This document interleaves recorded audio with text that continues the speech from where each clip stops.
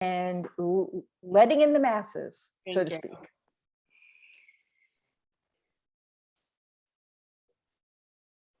Honey.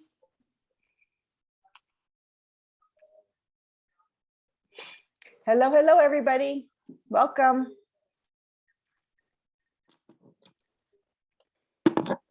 Ooh, Ed. Do you want to be in the picture? Oh, no, it's just a shadow. Ira, who's with you? Mark Kaplowitz is here. Nice. Hello, You can't- Rabbi. How are you? Can't see him. Maybe I'll move over a little so we can both look in the picture. He's waving. Melissa, is that a fake background? It's gorgeous. It's okay. Gorgeous. Oh, you're on mute. Yeah, it's my conservatory. No, it's fake. Ooh, Oh, there's Yeah. everybody. where's Sherry? Is Sherry in this one? I don't think so. Does everyone here know how to use the chat function? You have to put mute. I'm just me. Okay. Yes. Okay. We're going to wait just a few more minutes because it's just 7 and our people come to things late, even though we should start anyway.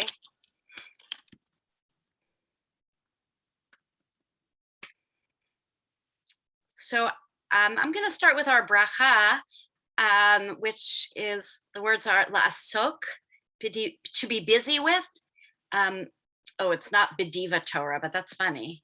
Bedivrei. That would be funny. So the blessing is the beginning of a blessing, and then la'asok b'divrei Torah. Please join with me if you'd like in making a blessing on our Torah study. Baruch atah Adonai Adonai Eloheinu melech haolam, asher kiddushanu b'mitzvotav v'tzivanu la'asok b'divrei Torah. Torah. Blessed are you, sovereign of the universe, who commands us to be busy with Torah. Amen. So we're going to begin, and I thank those of you who are here, and I thank those of you who've been here before, and especially those of you who made some really good comments on what we can do, what I can do to help in the class. I understand that it's on Zoom. If it were a regular class, a class non-Zoom, it would probably be an hour and a half, but I'm now committed to being tighter and having it be much shorter. I apologize if it was too long before, but it is hard to be on Zoom for that long. So we're going to begin. And the way I'd like to begin is for you to use the chat function. Do you know where the chat is? If you don't know where the chat is, look on the top or the bottom. And the question I'd like you to answer is, name one thing you love about Shabbat.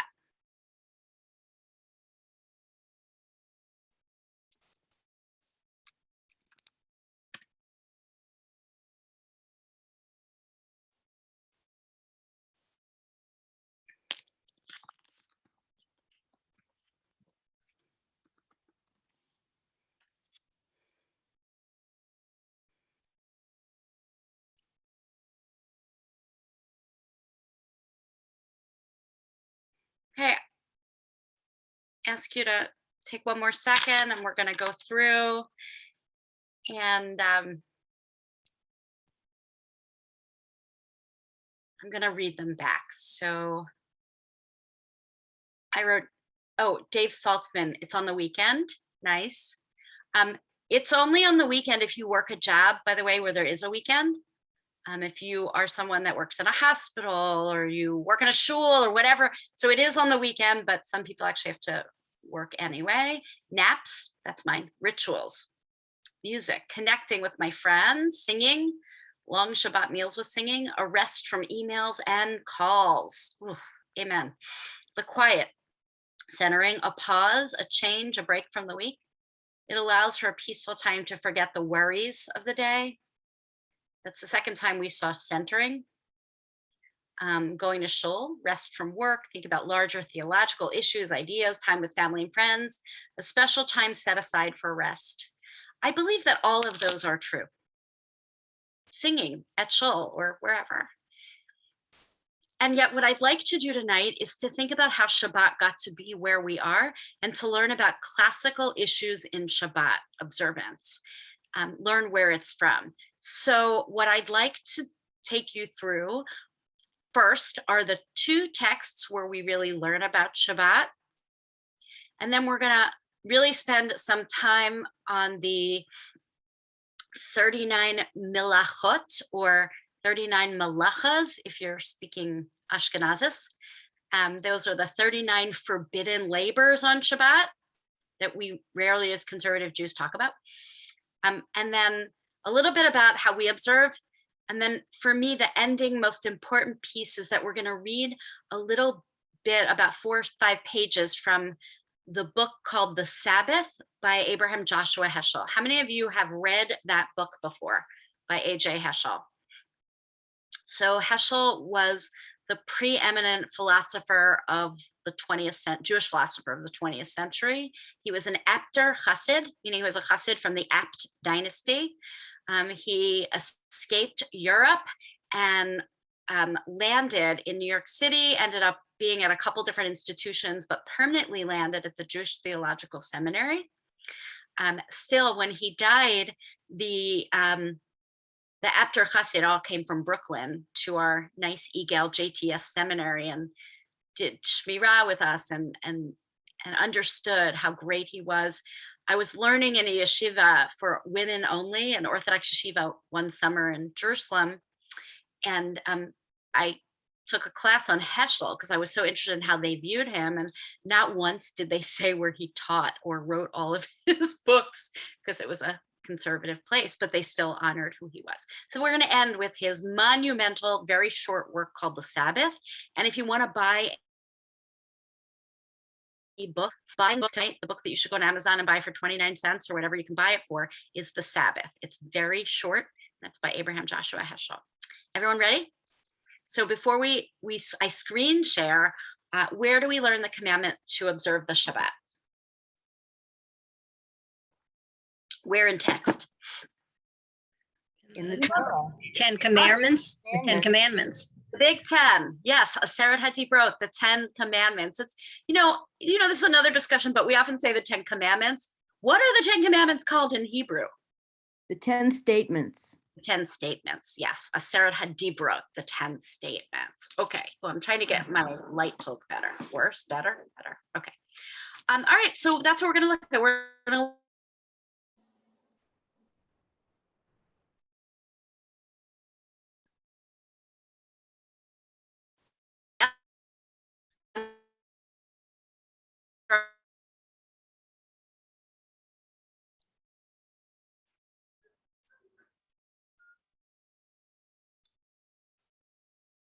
Is Rabbi frozen? Rabbi's frozen. I wonder if she knows.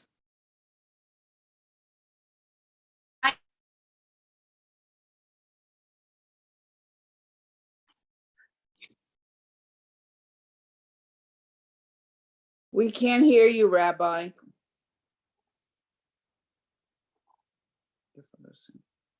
She'll be right back. There's the one. Yeah, she's.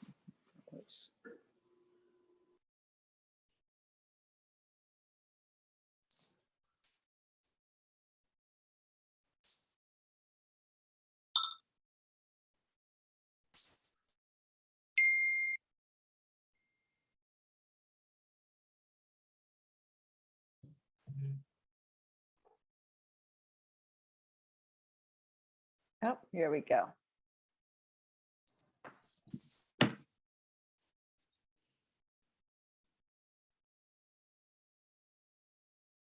I apologize. I'm not in my normal place. I don't know why the internet's not stable. Can you hear me now?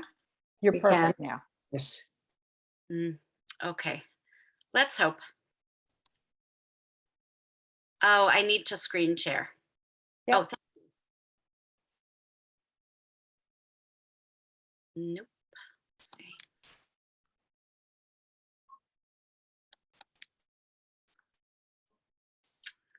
Don't we first learn about the Shabbos from Breshit? Well, who rests on Breshit? Hashem. Right, but do we rest? We don't exist yet. I mean, We do do. exist. We do exist. I have lost you all. I'm trying to find you. It says I'm here, but I don't see you. Do you see me? Yes, Yes, we do. We see you. I don't see you at all, but let me try without seeing you. Okay. Do you see the thing I shared? Not No. yet. Not No. yet. Okay. I'm sorry. I'm going to have to try this again. No problem. It is a problem for me. It's annoying. We're a patient lot. I found you. For everybody were else, while wandering in the the desert. rabbi is doing that, this is the book that the rabbi mentioned. This is Sabbath by Heschel. Heschel. Heschel, sorry. FYI, very thin, as the rabbi said. Like you could, but it will take you a long time to read. It's a thin book that's actually hard to read. Which is not bad, it just is. And I can't recommend it enough.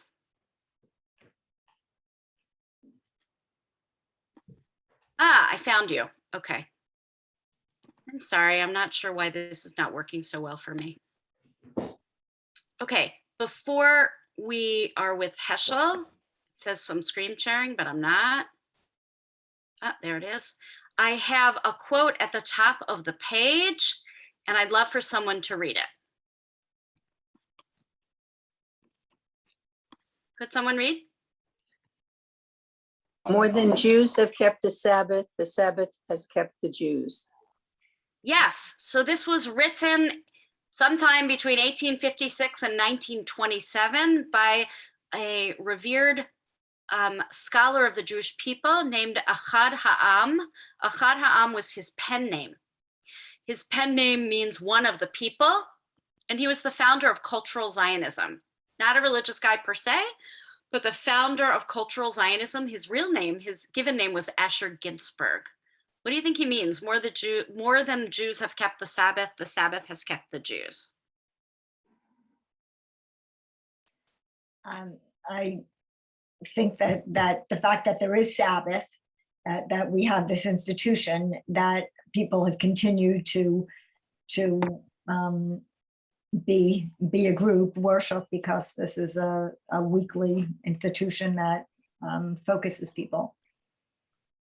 Yeah, lovely. Like more than we, each one of us, keep the Sabbath, the importance is that the majority of the Jewish people up till that point, the Sabbath was what grounded us, which is interesting because he became someone who thought Israel was what would ground us. But until this point, he believed more than all of us keeping Sabbath, what's important is that the Sabbath has kept us as a separate and distinct people. Okay, Exodus 20, 8 to 11. I'm gonna try to get it so you can see the Hebrew as well, or part of it. I believe you know this. Zachor et Yom HaShabbat. This is how you might know it. Zachor et Yom HaShabbat lekodsho, sheshet yomim tavod v'asita kol melachtecha, v'yom hashi Shabbat l'Adonai Elohecha. So you know it from the Kiddush that we make on Shabbat. And who would like to read it in English? Remember the Sabbath day and keep it holy. 6 days you shall labor and do all your work, but the seventh day is the Sabbath of the Lord your God. You shall not do any work, you, your son, your daughter, your male or female slave, or your cattle, or the stranger who is within your settlements. For 6 days the Lord made heaven and earth and sea, and all that is in them, and God rested on the seventh. Yeah, okay, so very first command, right before in Breshit, as somebody rightfully mentioned, who was that said that it was in, we learn about a Shabbat, but that's the Shabbat of the Lord, of God resting, and here it's us. So let me ask you to dissect, what is the commandment for Shabbat today? What is the in this piece of text, in the Exodus? And you might have to look at the Hebrew, or you could look at the English, the first word. Remember? Remember. Because what we're going to find out, and that we don't often think about, is that there are actually two commandments for Shabbat, one in each of the 10 commandments, and they're different. I want you to keep that in your head and in your heart. They are different. So this first commandment is remember. Remember. What are some ways you can remember Shabbat?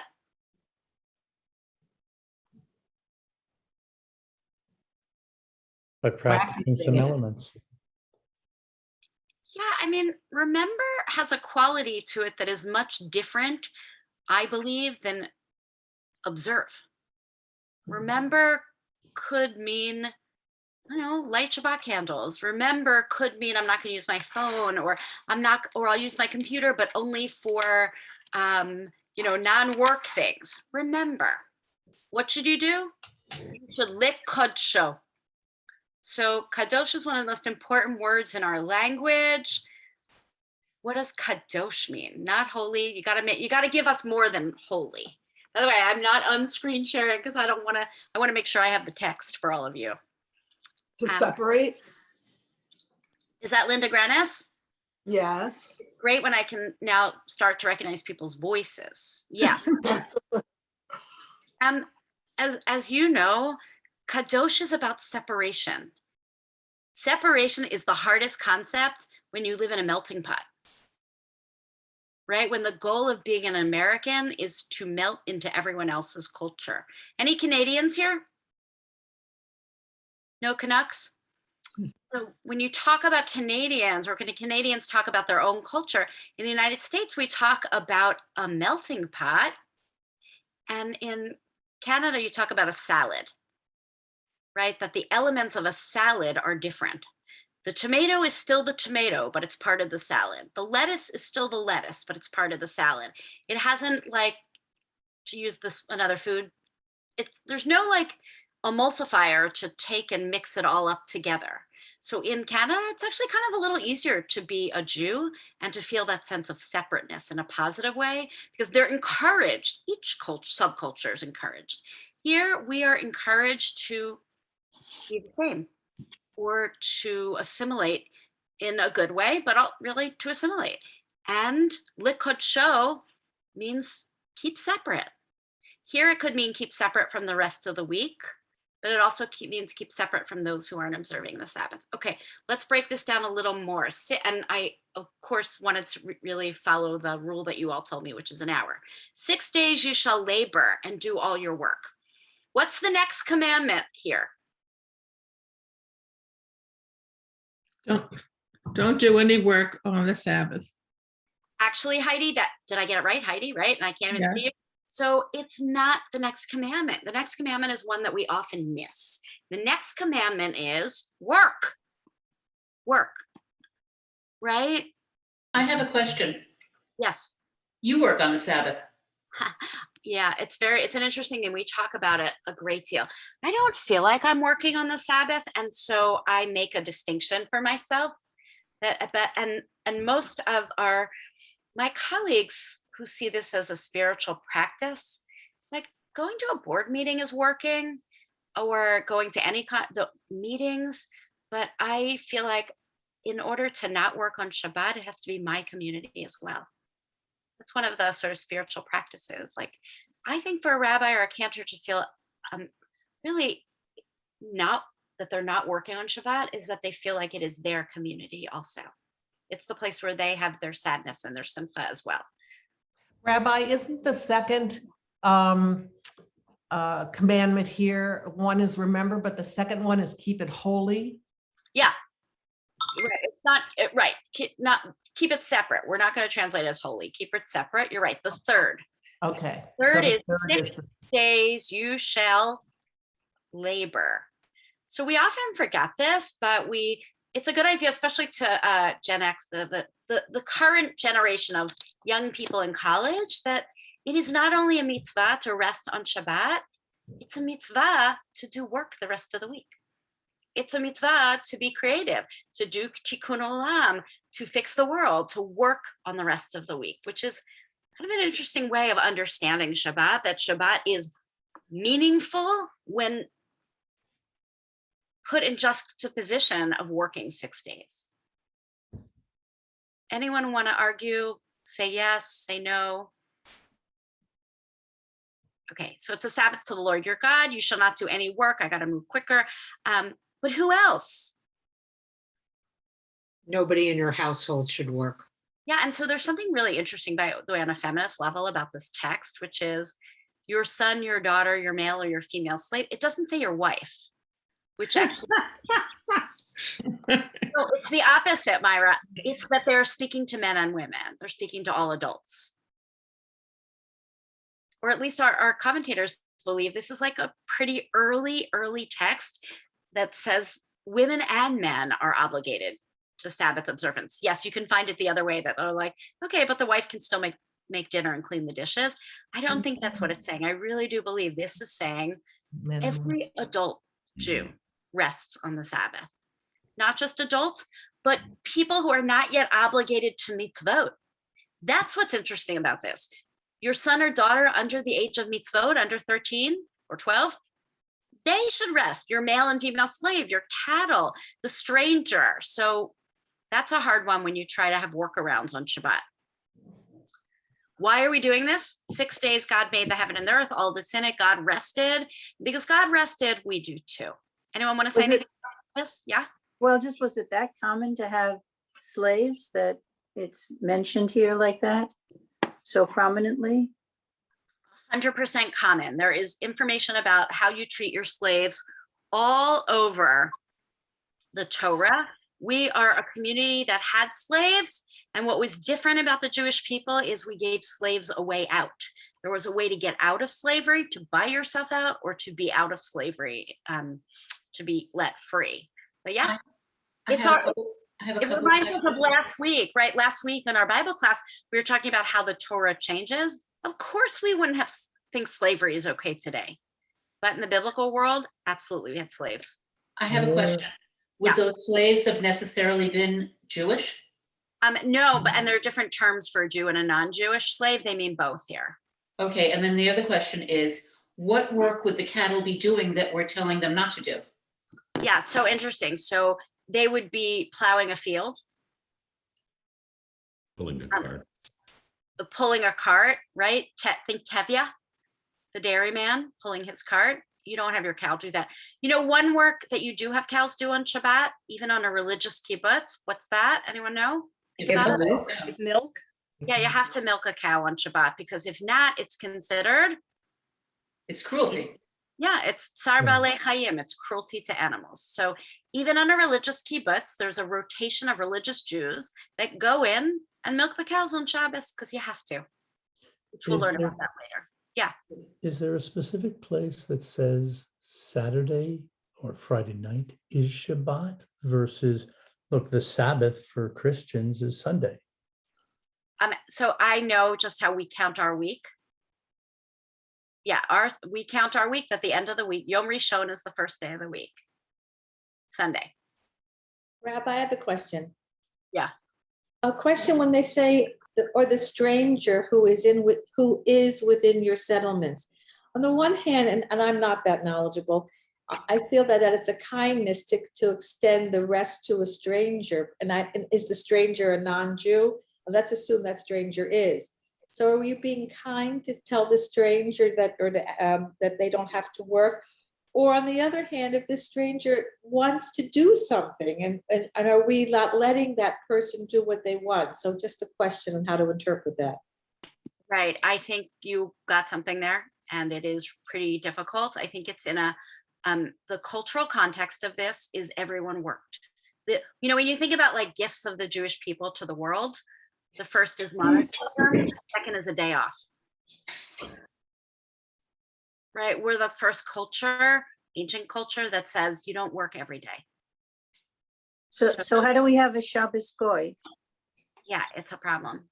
You're assuming, like, here's the thing. Once Christianity happens 100 years after Jesus, really, for stuff to get up and running, they created their own Sabbath, Ed, right? They decided it was going to be Sunday to differentiate themselves from the Jews. But not all Christians do that, right? Seventh-day Adventists, they do the same kind of rest that we do. There are other Jews who won't take a test, let's say, on Saturday. So this is developed in our encounter with the world. And we talked about this last week and the week before. everything about Jewish culture is also about its encounter with the outside world. So yeah, we needed work done. They needed work. We figured out a way to do it. By the way, you don't pay your workers on Shabbat today, one way around that. It's like a legal fiction of selling your chametz before Passover. Have you really sold your chametz? No, but it's a legal fiction. I think it's the idea behind it. The enduring idea is that everyone in the world deserves a day. Does that work for y'all? Mhm. Okay. So you, your son, your daughter, your male or your female. Oh, now we're on the second text. Sorry, I didn't even. What's the first word of the second text? We don't have it. It's right here. Number 2, No. Deuteronomy. I don't see it. You have to scroll You up. have to scroll up. Do you see? Mm-mm. No. No. I see it. Shamor. You don't see Shamor, Yom HaShabbat? No, it's No. not scrolling for us. No, The screen is. We're still frozen. in the first. We ended just with have and God the- rested on the 7th. That's the last thing we have. I don't know what to do. It's not. I'm going to stop the share You have to. and reshare and see what happens. And if not, I'm going to That should be better. You know what it is? I had someone in the office PDF this for me, and that's not good. PDF is not good. Okay, so let me try to reshare. Or maybe if you wanted to just read it, that would work too. I can try that.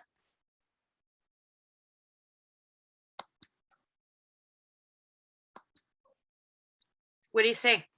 No. Exactly the Same thing. Same one. Okay, hold on a sec. Do you see Deuteronomy? No. no. Okay, I'm going to read. Deuteronomy, observe. No. a Ah. Kadosh. Yeah, I'm just reading. I can't fix Froze- this. You so were I'm just reading. frozen. You froze. We couldn't hear you. If you come back to regular screen, Rabbi, and then just read in front of you, maybe that'll work easier. Okay, so I'm going to do something, which is I am going to right now email it to Suzanne and see if she has better luck sharing the text. Is that okay, Suzanne? Absolutely.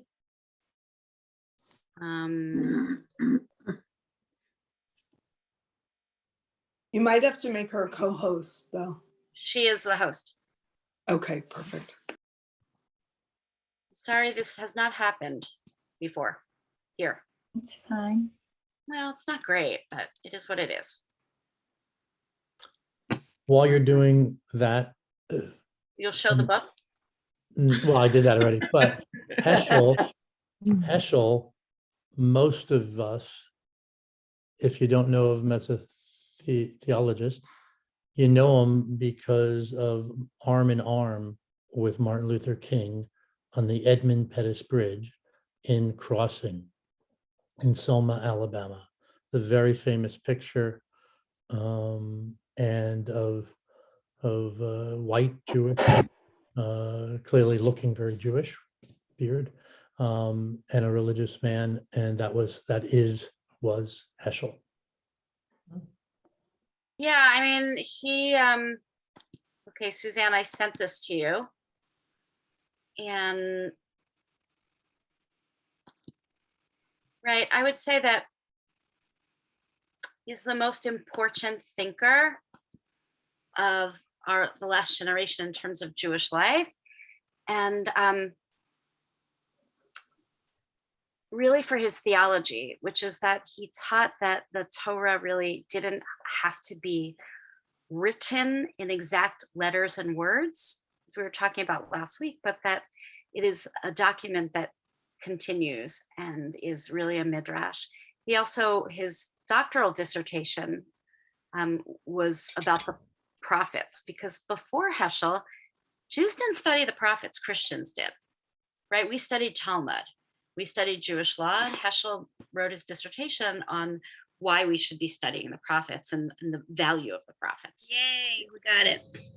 Got it. Yeah. Okay. For the layman's, he definitely comes across, the moment you said it, I first immediately went to civil rights in my mind. Exactly, which is The so moment interesting. you said that. Right, and we this go is- to civil rights, but before the civil rights came from his understanding of the prophets. but it put a Jewish face to the rest of the public in civil rights. Yes. At least the way I think of it. Yes, and if you're in my office ever, ask to see, I have a book of his called Moral Grandeur and Spiritual Audacity. It's a book of essays that his daughter and wife published posthumously. And I used to have Shabbat lunch with his wife a lot when I was in a seminary. She was a concert pianist, and she would find the people who liked to sing and invite them back to lunch at her house for Shabbos. So when the book came out, she sent me a copy. I was already out in the field, and it's the only book I won't loan out because it has a dedication from Mrs. Heschel in it. Okay, thank you, Suzanne, for being the bestest. Okay, observe the Sabbath day and keep it holy. Observe Shamor. Shamor, what is different between Shamor? This is from Deuteronomy, also the 10 Commandments, but the different version, the Deuteronomy version. As I said last week, Deuteronomy is a recapitulation written later than the first 4 books. What's the difference in your mind between Shmirah, Shamor, observe, and Zichirah, remember? Remember is passive, observe is active. Good. Maybe I'm going to push back because I think memory, you are being told to remember. So that's an active thing. You are told to remember. And sometimes we don't want to remember because it's hard. So maybe, but I think that listen, to remember the Sabbath, active, because you could go out to dinner Friday night and be at a restaurant and just have your dinner. Or you could go out to dinner Friday night and order wine and make Kiddush. Still have Sabbath dinner. So what is Shamor? What is Shamor? I think observe is more following a set of rules to make sure that you make the day holy and don't do any work. And so there's a lot more consciousness of making the day holy rather than just thinking about it. Yes, and in that way, you're agreeing with Ellen that remembering is more passive. Observe is more stronger. So isn't Shamor also guarding it? Yes, thank you. Shamor has a sense of Shmirah, of guarding it. And that's what we're going to see in a second, that Shmirah is guard the Sabbath and make it, don't say holy, make it separate. Make it separate. So now we have and by the way, I tell you all the time, even if you're not observing every rule and law, you can still remember elements of the Sabbath. And you should, wherever you are, make it different, make it set aside. So what's different about this piece of text, though, is at the end. Why do you do this? Zecher Litziat Mitzrayim, because God took you out of Egypt. So on our Friday night Kiddush, we say the text above. You don't have to take us there. And Saturday morning, we say this text. They're both important. On Friday, both elements of creation and Exodus are our foundational stories. And so we remember them at each turn of Shabbat. Shamor and Zachor. We take the Exodus one for Friday night Kiddush. We take the Deuteronomy for Saturday morning Kiddush. And we also can expand our sense of, okay, let's say I'm not totally observant of every rule of Shabbat. I can still remember Shabbat in important ways, whatever ways you figure that out. I had a family that I was friends with who, and he, they said that they were going to have pizza every week for Shabbat because they just worked 2 days. They're saying that the observe is a stronger way of reminding us that we should observe the Sabbath. Yeah, maybe it's observe, but I just think they're 2 different mitzvahs here. One is I'll tell you a observe, story one is about some Jewish boys that I shoot with.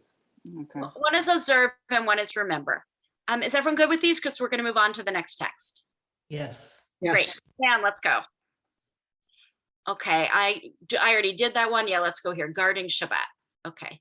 Shmirat Shabbat, or observance of Shabbat. How many of you know the word milacha? Okay, what is it?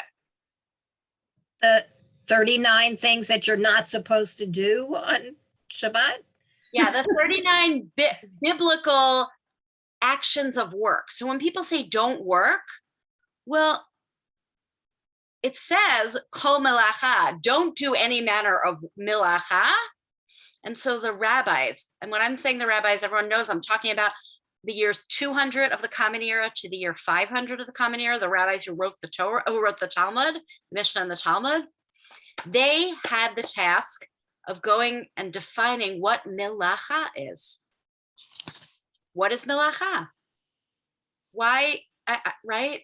Why isn't it like Arlene said? Why isn't it someone coming in to lead prayers or to give a sermon? Why is that not milacha? And it's not. Even though it's my avodah, my sacred work, it's not milacha. So the question is, where did they get the idea of milacha from? Anyone know this or want to guess? Building the Mishkan. You got it. Thank you, Janet. So the Mishkan are traveling temple in the traveling tabernacle in the desert, and then the temple after. Any activity that was used in the building of the Mishkan is considered milacha. So in order for this to make sense to a modern eye, we have to sort of think about, all right, well, what does it mean to participate in a society that is legal and law-based? Where, frankly, if you're in a society that sees observance of Shabbat as don't do any milacha, as it says in the Torah, then you actually can't do these things. So let's go through and see what they are. But what I want to ask you is if you can think of things that we do on Shabbat that might fit into these categories, because these are called av melachot, from the word abba, av, the father of an action, and then that father has children. So sewing. Why sewing? Why would you need sewing for the Mishkan or the tabernacle? So you don't work in the fields? Well, so it's no, because it's anything used to build and do in the anything that you need for the tabernacle. And in the tabernacle, you need showbread. You need bread actually to make blessings. So you can't sew. What would be a modern version of that? What can't you do? Gardening, maybe? Harvest your vegetables? 100%. You do not, yes, according to this, you do not harvest, you do not, exactly. How about plowing? So some modern Jews won't walk through a field of grass. Why? It makes furrows in the grass. Right, because it's a form of plowing. I'm not saying all of them, but some. I'm going down to bleaching. What do some observant Jews not do with their teeth on Friday nights? Oh, Really? No, they brush them, but what don't they do? Toothpaste. Use mouthwash. No, they won't. This is a new thing. You know how you can buy now toothpaste that has bleach in it or whitening stuff in it? They don't whiten their teeth. Yeah. It won't whiten your teeth, right? Because it's bleaching. It actually is bleaching. It's the definition of bleaching. I'd like you to look through these and find anything that says you. Oh.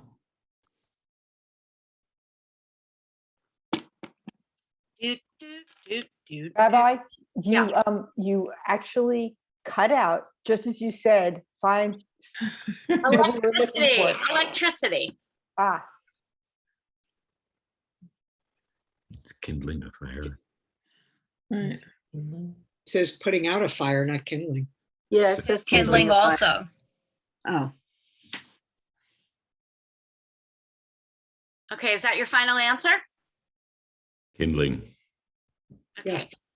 So an observant Jew would disagree, as would I, that electricity is kindling a fire. Any scientists on the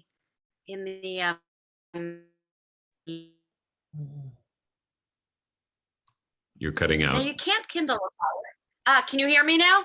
Now I can hear you. Okay, so you can't kindle a fire, but electricity is not a fire, right? Correct. Electricity exists in the world. So when the rabbis talk about the prohibition to use electricity, which most conservative Jews use, it doesn't fall under the category of kindling a fire. Is that shocking to any of you? Yes. Right, it doesn't. What does it fall under? It falls under it's called bonat, building, because you are completing a circuit. Oh. Now, is that a stretch? Absolutely. Guess what? When these were written in the 2nd century, electricity hadn't, Ben Franklin wasn't here. We didn't have electric. So this whole thing about can you use electricity on Shabbat? It's a new conversation. It's a conversation that happened a couple hundred years ago. Many, many modern Orthodox Jews say the prohibition to not use electricity on Shabbat does not fit into any one of these forbidden labors, but it is still our minhag because it doesn't look right. It doesn't look right to use it on Shabbat. Anyone else have ones here that they think are interesting and would have modern implications? Oh, I don't Okay, so understand. you see I'm knitting. Yeah. It goes under the heading, as far as I'm concerned, of setting up a loom, preparing to weave, sewing, weaving, tearing. Absolutely. There is no way one can knit on Shabbat if one is observing Shabbat. Right. And yet, you don't consider it work. I consider it relaxation, actually. I know. That is what is so difficult with this. And I was told once by a very observant Jew that what I'm doing is creating. And really what I'm doing is relaxing. I don't see creating on here. Well, okay, I am creating something, okay. But, building is creating. Okay. well, I'm creating a product. Yes, yes, you absolutely are. And anything that has to do with that loom stuff, it's all part of it. And it's so interesting because this is classical Shabbat observance. And many of us don't do these things. You know, one that I always love is you can't make a fruit salad. You can do a lot of food preparation. You can't cook, but you can make a salad. But you can't take the seeds out of a watermelon when you're preparing it on the Sabbath, according to this list. Where does riding come into this? I can understand driving. Ellen, hold on a second. I have a question from Dave, and I have a question first, and then you. So where do you think not picking seeds out of a watermelon fits under? Scraping. Which one? Scraping, probably. Or sifting, actually, usually. What about selecting? Yeah, bow rare, you can't do that. Yeah. All right, Dave Saltzman, then Ellen. So under the overall heading of creative work, which maybe answers the thing about creation, at the top of the page, but I see the word writing, but I don't see the word or the gerund thinking or daydreaming or thinking of anything other than religious things. Thinking is allowed. Having conversations allowed. Not only allowed, but that's what, right. The rabbis didn't want you to do all this stuff so that you would sit. Maybe they imagined a life where everyone had these phones and they were texting back and forth. No, you think on Shabbat, you contemplate on Shabbat, you discuss on Shabbat, and you are on Shabbat. You don't change on electricity. But I think all week long, I'd rather not think. I'd rather do these things. No, that's just his battery. Okay, then you don't have to, right? Then you can say, I don't want to. Okay, anyone have more questions about these? Because I want to move on to the button. I just wanted to know about gathering. Wait, Ellen and then Heidi. I just wanted to know about like riding. I can understand not driving a car because you're igniting something when you start the engine. But like riding a bicycle, is that permitted? So the reason that many observant Orthodox Jews won't ride a bicycle is that it may lead you to have to fix the bicycle. I'm not making a value judgment. I ride a bike on Shabbat. No, I ride I understand. and also I don't think that a car is igniting, right? It is. So a car is permitted, could be It's not permitted. kindling a fire. Okay. By the way, with an electric car, if you really want to ride on Shabbat and not have a problem, use an electric car. And in Israel, there are some religious kibbutzim that are getting electric golf carts for their elders to bring them around the kibbutz on Shabbat. Even in the Orthodox movement. So, okay, Heidi, and then we're moving on. Just Yeah. a quick question about gathering. Why would that not be allowed? Because isn't that what people do on Shabbat? Not gathering people, gathering of like wheat. Oh. Gathering of produce. Yes, Angela, and then I don't see all the hands. So Angela, and then if there's any others, someone should tell me. Yes, so obviously the people who came up with this list didn't live in California with all the wildfires, so extinguishing a fire. I understand that that's saving a life, but Right, so this is what I'm saying is this is where our Shabbat lives came from, but it's not where our Shabbat lives are. But if you have a relative, you should know who is Shomer Shabbat in a traditional way, you should know that this came from here. Okay, can we move the page a little so we can do where it says other terms?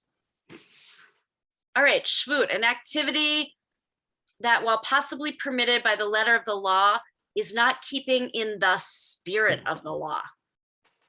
So, right, this is traditional Jewish law. Not keeping in the spirit of Jewish law is as important to our ancient and some modern rabbis as well. An Eruv. Anyone? We don't have an Eruv in Princeton, right? No. Okay, so Well, we did. We have an We do. We do. Yes, we do. But We it doesn't do have an include our Eruv. synagogue. It doesn't include our shul, but there Right. is an Eruv going around Princeton. And it was done by an Orthodox group and it did not include the shul. There's a whole story that's behind it. nasty. There is a whole Part story of behind this. University. Wow, that's not nice that it doesn't include the shul. We should make it include the shul. Anyway, We've discussed it. it's a boundary around a Jewish neighborhood that enables one to carry on Shabbat. There are natural Eruvs in the world, like an island, like New York City, most people believe, or Manhattan is its own Eruv. Okay, Ask muktzah. Rabbi Roth about it. She can tell you because it's around the university for Okay. the Orthodox. Okay, muktzah. So I know that I can't spend money on Shabbat, but what else can I do? I can't carry it. So if I can't use an item, then I can't actually carry it on Shabbat, which means that here's a traditional, I don't move my candlesticks once I light them unless they're on another tray. So a religious Jew would light their candles, and if they weren't on another tray, they would leave them there. I always make sure they're on another tray, so I'm moving it. And then the term we heard already, pikuach nefesh. To save a life, you can do anything, right? None of this is meaningful. You save a life. All right, let's go to the next page, remembering Shabbat. Here are some ways that you can remember Shabbat. Lighting candles before the Sabbath, going to Kabbalat Shabbat. But if you can't go to Kabbalat Shabbat, doing it yourself at home. Having a Shabbat table. Let's say you can't have great made food, get bought food. Let's say you can't have great bought food that looks what we would call Shabbat-like. Whatever you have some grape juice or wine and challah. Re'im ha'ahuvim, it's a double mitzvah to have sex on Shabbat with your spouse. There are no children on here, so I'm telling it like it is. It says intimacy is a special Shabbat mitzvah. Going to Shabbat services, taking walks on Shabbat afternoon or taking a nap, eating a light Shabbat meal, or 3 meals on Shabbat, and doing Havdalah. Is there anything not on this list that you would like to say as a way that you think we honor Shabbat?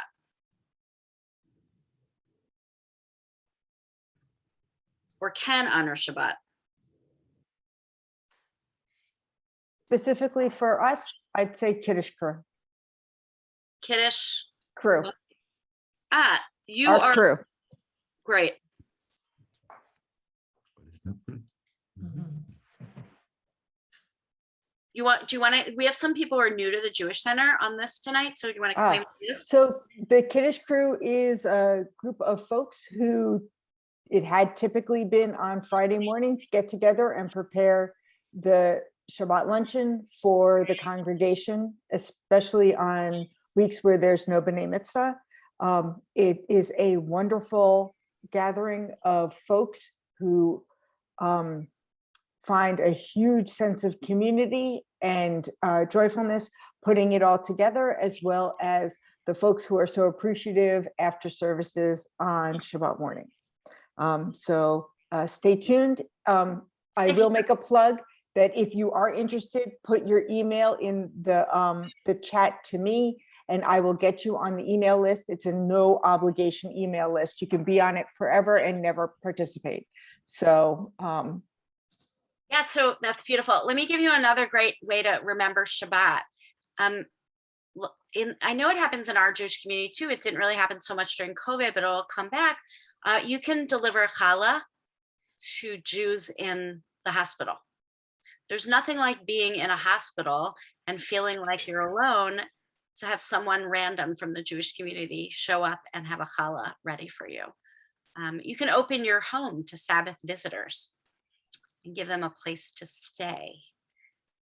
Just another couple things. So let's, if you're all okay, I'd like to go now to Heschel so that you're hearing the real words of wisdom from the greatest scholar of last century. So you see the cover, right?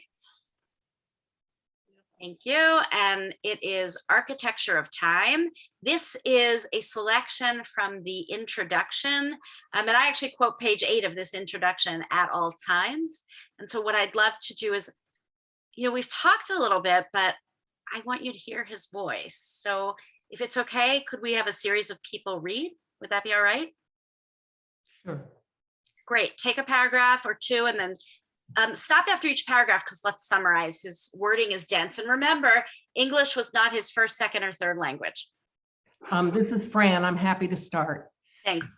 Technical civilization is man's conquest of space. And Fran, I'm so sorry. I want to interrupt and say that he wrote this well before, I believe in the 50s, and well before he knew of gender inclusive language. So we're going to keep his language, but he means men and women.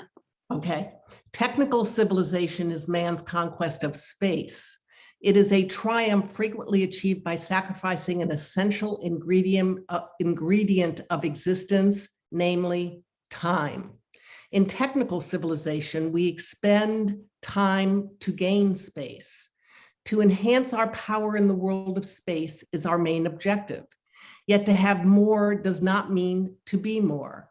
The power we attain in the world of space terminates abruptly at the borderline of time, but time is the heart of existence.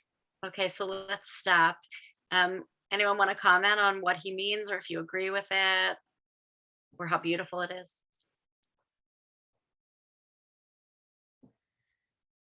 What's he saying? Well, he's certainly saying that time and valuing time is secondary to valuing space. So we move outward rather than thinking of moving I don't know. I was going to say we move outward, but time is moving also, but not in a physical way. Time is more of a construct.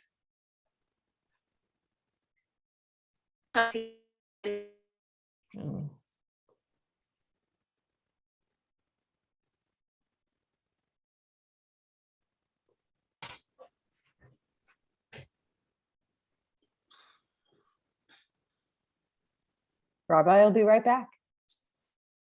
Okay, I'm back. Sorry, this is challenging. I think what he is trying to ultimately say, can you hear me? Yes. Is that there's an end to our time in this world, right? It ends abruptly when we die. So we spend much of our lives trying to create and fill space, but in the end, it's time that will have more meaning to us. Anyone who's lost a loved one or who has been ill, very ill, knows how precious time is, much more than anything we can create. Okay, somebody go on. I'll be happy to read. Thank you. To gain control of the world of space is certainly one of our tasks. The danger begins when, in gaining power in the realm of space, we forfeit all aspirations in the realm of time. There is a realm of time where the goal is not to have, but to be, not to own, but to give, not to control, but to share, not to subdue, but to be in accord. Life goes wrong when the control of space, the acquisition of things of space, become our sole concern.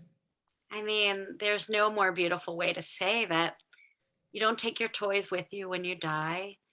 And if we're overly concerned with what we acquire and what we build, we will lose the time we need in this world with loved ones and just to be. By the way, anyone who doesn't think that Jews meditate should read this, because he's really into that. And it's not in a way that looks like what you might think of meditation today, but he is about being. Okay, let's keep going. I have about 4 pages of this, and we may go a little quicker to the page 8 in a minute. I'll read it. Thank you. Just keep going. Nothing is more useful than power, nothing more frightful. We have often suffered from degradation by poverty. Now we are threatened with degradation through power. There is happiness in the love of labor. There is misery in the love of gain. Many hearts and pitchers are broken at the fountain of profit. Selling himself into slavery to things, man becomes a utensil that is broken at the fountain. Okay, let's keep going. If you can't see the text, someone said they can't see the text. I'm sorry. We will tomorrow email all of you all of the text. Okay. Can you keep? Can we go down a little further? Keep going. Do you want to do that next paragraph? No, I want to go a little further. I'm skipping a little bit. Okay. Hold on.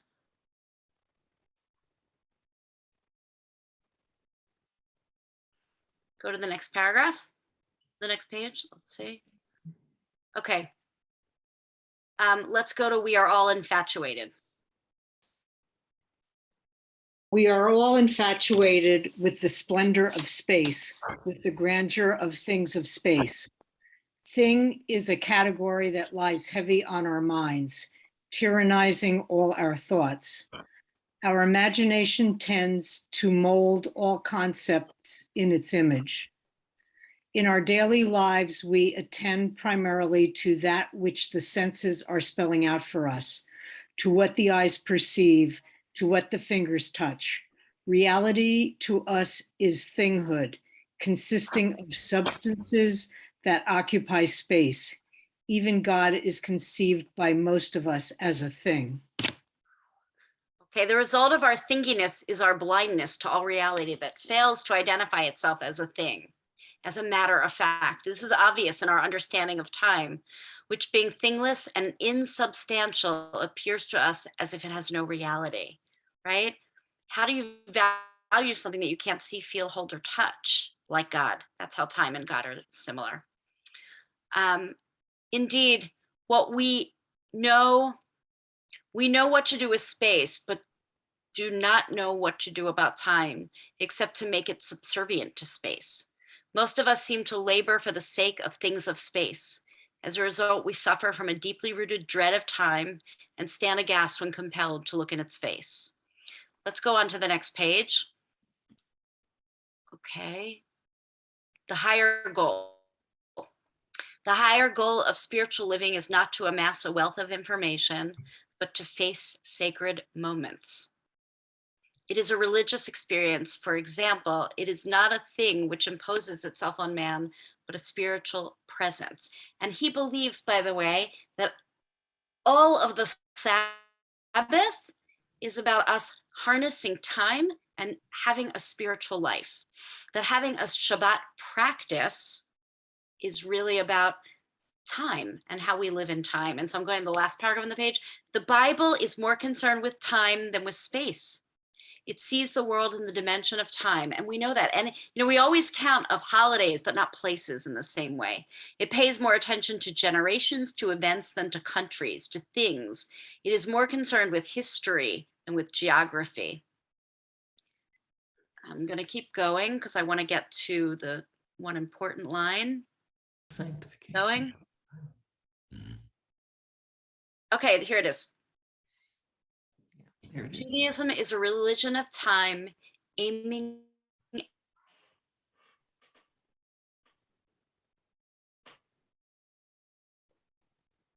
As the rabbi gets back on from being frozen, I'll try and help her out.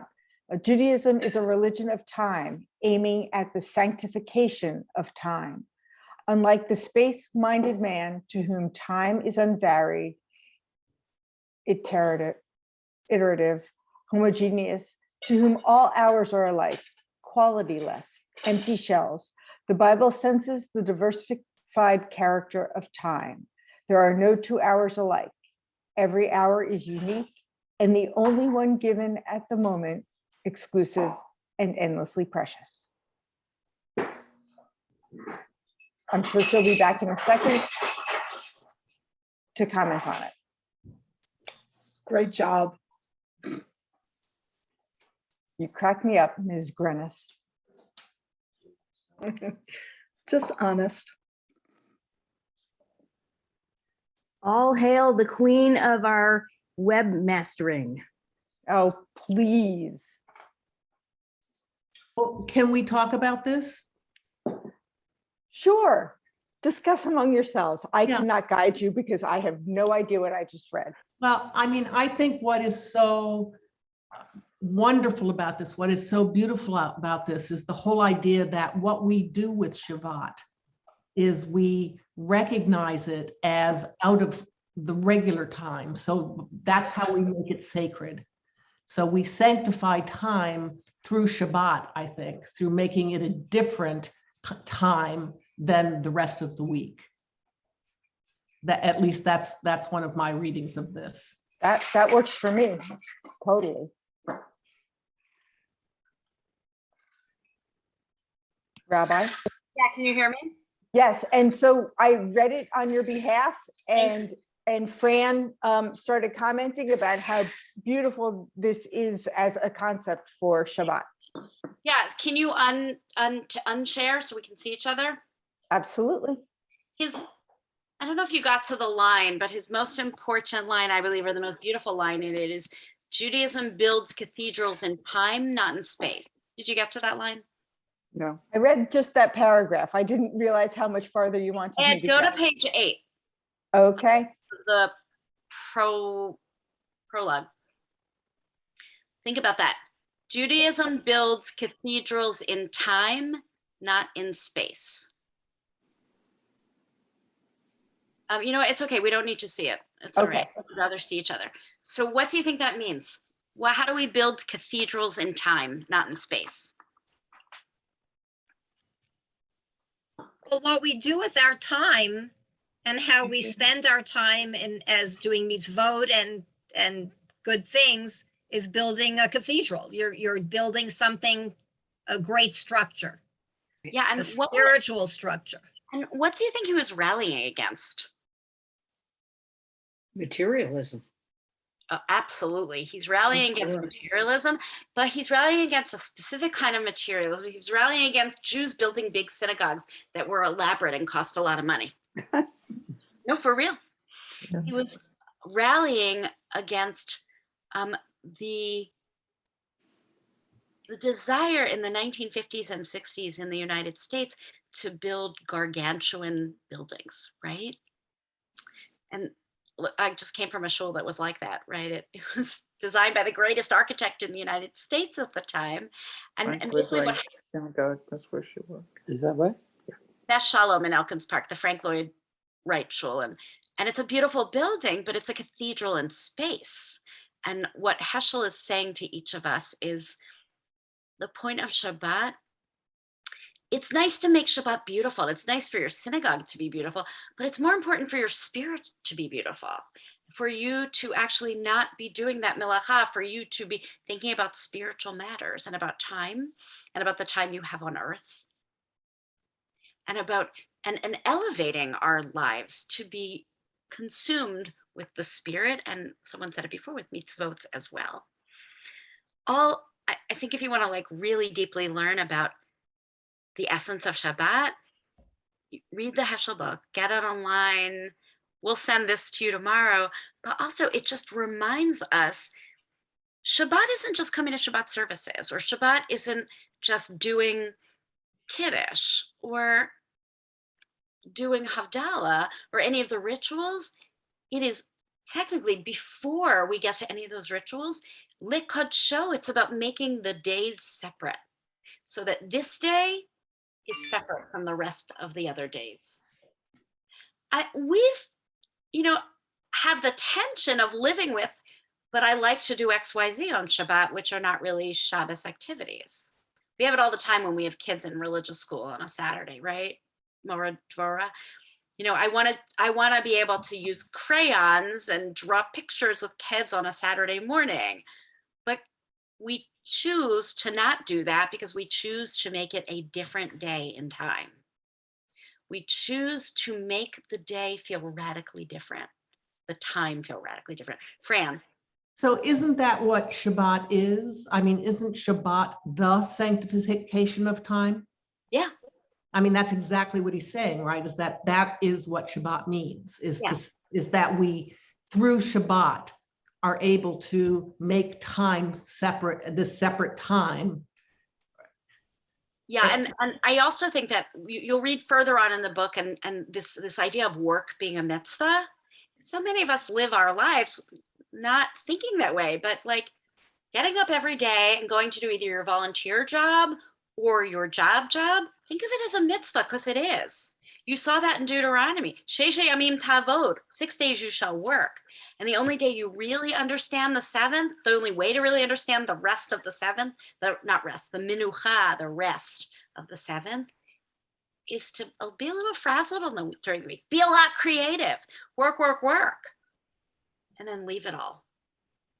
I love personally the rush on Friday afternoon when I know I'm not going to get some things done, and then you light candles and then it's done. The laundry's going to wait. By the way, you can't do laundry on Shabbat in a traditional home for various reasons, but the one thing, you can't be separating laundry because you can't separate.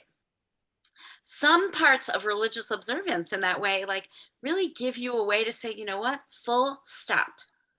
When we're working with children and we're teaching them how to read a speech or Devar Torah, we say to them, you see that period at the end of the sentence? It means full stop. Really, pause, get to a stop sign. Shabbat is our full stop. And I believe that the more we do more of it, the more we will feel the benefit of it. So remembering Shabbat is doing any one of these things, which all of us do. You are all people who do something for Shabbat at some point. But to get Heschel's understanding of it being a radically different way of understanding our time in the world, that means really setting it aside in a different way. Not doing your to-do list, not going grocery shopping, not buying, right? Having it be not a time of acquisition of things, but an acquisition of space, of time. I'm going to leave this with two things. One is, if you would like to be differently Shabbat observant or want to go on any kind of journey for that, or want to think about how to begin, what are 1, 2, or 3 things you could do to add to your life, please email me and I'm happy to have that conversation with you. I started to become Shabbat observant, like not doing anything on Shabbat when I was 13. But I'll say that observance has waxed and waned in different ways, depending on what else was going on and the encounters. And I don't think at any age we are too old to say, oh, I already do, this is what I do, as opposed to, this is what I could do. What if you could have one full day, you don't make plans, or you make plans just with friends, where you put boundaries up to make the day radically different, radically spiritual. I'm going to stop because I'm only 9 minutes over. So that was for the 1 hour, but I really thought 8:15, and this gives us a couple of minutes for anyone who'd like to add or argue or say anything that would be helpful. Next week, I am not teaching this. I'm taking a break from this, but I'd love for you to come. I am doing what I call spa for the soul. It is I did a mini one for Nash and Drash, and it is a way to think about prayer in a different way. We'll meditate and we will chant some psalms and we'll learn a little bit and we'll sing a lot. And it's on Zoom and it's next Tuesday night. The next 2 Tuesday nights after that, I will return. I started with Shabbat, but the next 2 weeks will be the cycles of the holidays. So all holiday stuff. Who has anything you want to say or add or teach us?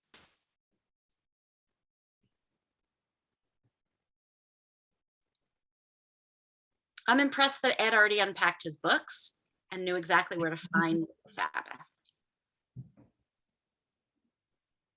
Seems appropriate to say Shabbat Shalom. Yeah. So you can even, you can do it. Here's the deal with Shabbat. We always center our week on it. So you can say Havdalah till Tuesday. And then on Wednesday, you start saying Shabbat Shalom. So if you haven't said Havdalah, you can say Havdalah till Tuesday. Now, traditional Jewish law would say you don't eat before you say Havdalah, but okay. If you haven't said Havdalah, you can say it till Tuesday. And then once Wednesday comes, Shabbat Shalom. So we're Erev Wednesday. So Shabbat Shalom. Good.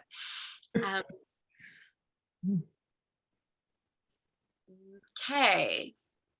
There's one more book I would recommend for Shabbat, to learn about Shabbat. It's just called The Sabbath, I believe. Noam Sachs. But I will, Noam Zion Sachs. So I will send it to you with our stuff tomorrow. Anyone have any other pieces? At some point, I'd love to have you delve into that whole concept of not a sanctuary. A sanctuary is not necessary, or as you started talking about Heschel being against a just grandeur of a sanctuary. And I started thinking, does that mean, going to a Shabbaton in nature? Is that more is that even not just meaningful, but more meaningful?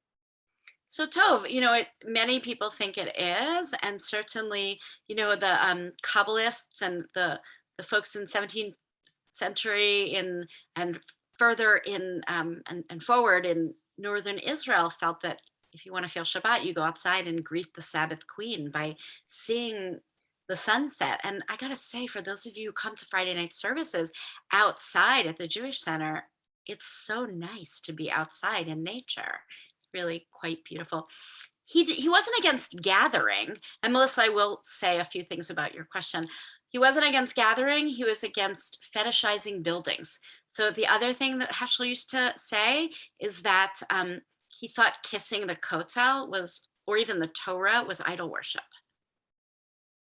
Because it's about the ideas, right? We don't kiss someone's ring. That's the Pope. We don't kiss a wall. It's what was behind there and what it stood for. So yeah, look, he did get out before the actual, I think he was out even before Kristallnacht. But I believe he wanted, my understanding and learning from my teachers is that Heschel wanted to create an American Judaism that would be able to help resurrect Judaism. So he wanted people to observe.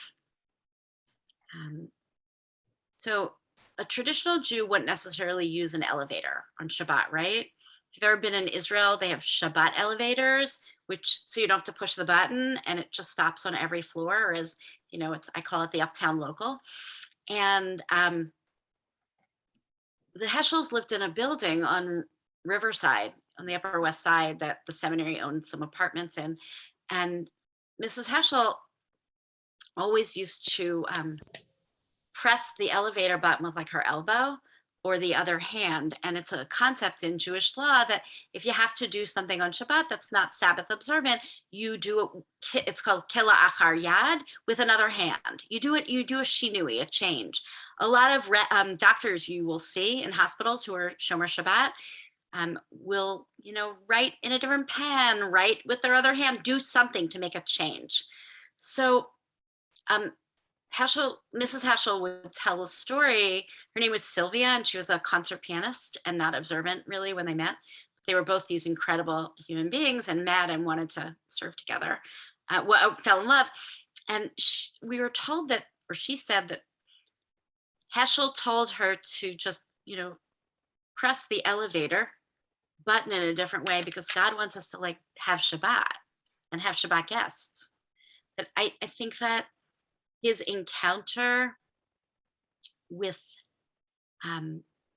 destruction meant that he was interested in building a community, an ethical community here in the United States. And he was so, as Ed said, involved in social justice movements. And he did, as you know, march with MLK, and they had each other at their homes. And it was a real, beautiful, beautiful friendship, we're told. I will research more about how it affected his thinking, but I think that his great works really were on, philosophy of Torah. His best book, and we'll do other classes, but his best book to buy, if you want a tomb, it's like $75. It's called Heavenly Torah. And it is his philosophy of how Torah and Midrash work. So Shabbat Shalom. I hope that maybe something from tonight will make each one of us want to try to have that day aside, a day apart, a day apart. And I hope to see you Friday night. I believe we are wind down the week, so you can come early and do some chair yoga and have a l'chaim with us. Also, if you know people who, they're in the community, but they don't really come to shul, invite them. People will come if you invite them personally, if they're your friends or there's someone you know. And Saturday morning, we have a nice bar mitzvah, and I hope to see you next Tuesday night. If anyone needs to talk or anything, please email me, write me, Facebook. And thank you to all of you who brought your pets. If you didn't bring your pets to bless the pets, we have extra bowls. We were so happy that the mayor of Princeton came and joined us. And was that really somebody's boa constrictor? We had a reptile place. Yeah. The Israel Guide Dog Center for the Blind came to teach our kids, and a place that taught about reptiles came. We could learn about how we care for animals in this world and how it's a mitzvah. Okay, 8:17. Shabbat Shalom. Shabbat Shalom. Totally off Thank the you, Rabbi. subject. Shabbat Shalom. And Go if you know- Braves. And if you know of anybody else who wants to participate and watch tonight, it has been recorded. So it will be available either from the TJC website or on possibly on Facebook Live as well. We can just throw it on there. So thank you all for coming, and can't wait to see you guys again. You guys are a wonderful group to study with. Thank you. Thank you, Rabbi. Bye. Night. Bye, everyone. Be well. Good night. Bye-bye. Enjoy your dinner, Ed Simon. Because it's early for you. Hi, everyone. Bye, everyone. Thanks for your text, Heidi. Bye-bye, my best. Namaste. Bye. Okay. Bye, Rabbi. Thank you. Thank you all.